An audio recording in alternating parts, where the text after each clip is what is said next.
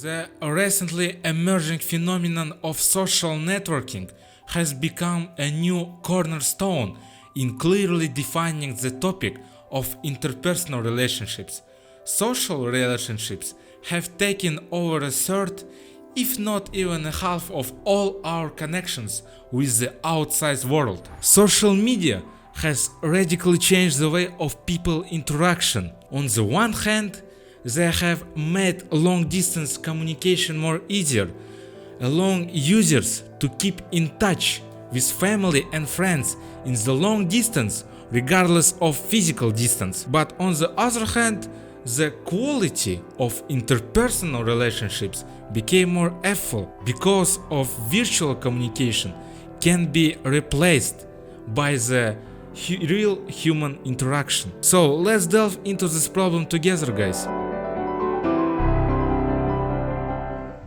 Now I want to talk with you about sharing the information. So social media has become one of the most powerful tools for sharing news.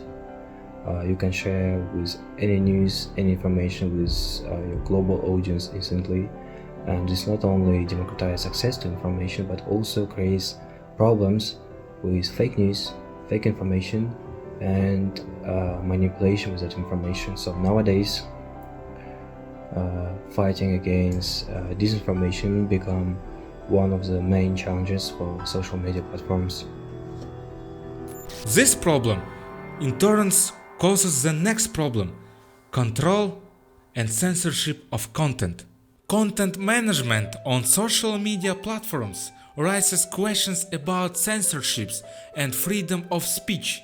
On the one hand, platforms face pressures to remove harmful or extremist content. The most famous example can be given with Telegram. During legal proceedings with Roskomnadzor, Pavel Durov's company refused to issue access keys to Telegram data, which in turn protected the confidentiality of users, but on the other hand provided a huge opportunity for the spread of harmful content in their social network. So let's now talk about formation of public opinion. As we know, social networks play a significant role in shaping public opinion. Algorithms, or how we love to say recommendations, they determine which content a user sees can enhance to the filter bubble.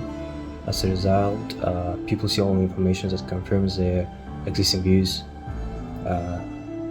and this leads to the polarization of society and strengthening of extreme opinions.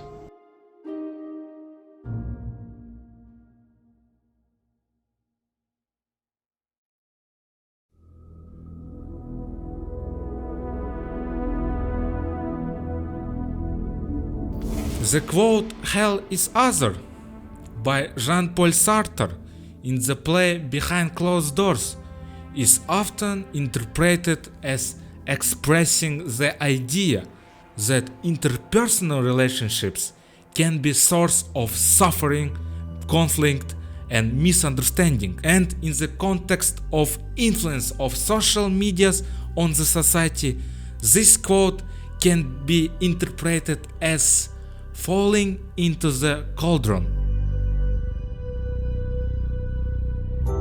On social media, people often strive to present themselves in the best possible light, which creates a dependence on the approval and attention of others.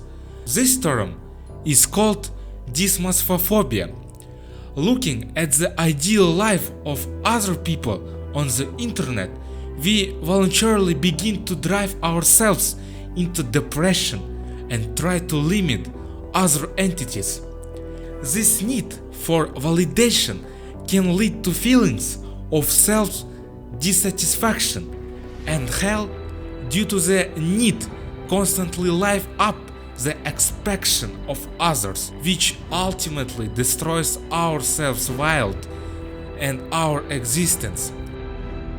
In simple words, the internet is driving us into a huge cauldron, which ultimately becomes hell for us.